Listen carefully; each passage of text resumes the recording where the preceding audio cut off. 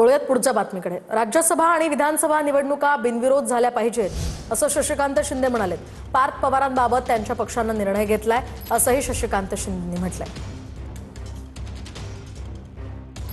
ताई आता बारामतीतून पोटनिवडणूक लढवत आहेत।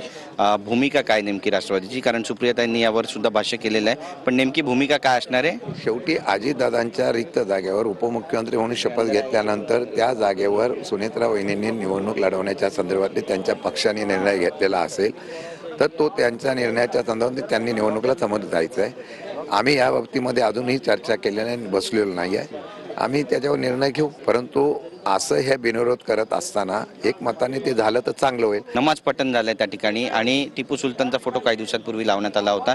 किरीट सोमय्यांना जाण्याचा मज्जाव करण्यात आलेला आहे। कसं पाहता एकंदरीत? हे महाराष्ट्रात कधी होत नव्हतं, पण जाती धर्माच्या राजकारणाच्या स्वार्थासाठी एवढ्या भिंती उभ्या केल्या गेलेल्या आहेत की त्यातून आता अशा प्रकारचे प्रकार घडत आहेत। बातचीत केल्याबद्दल कॅमेरा पर्सन रोहन पवारसह गिरीश गायकवाड, TV9 मराठी।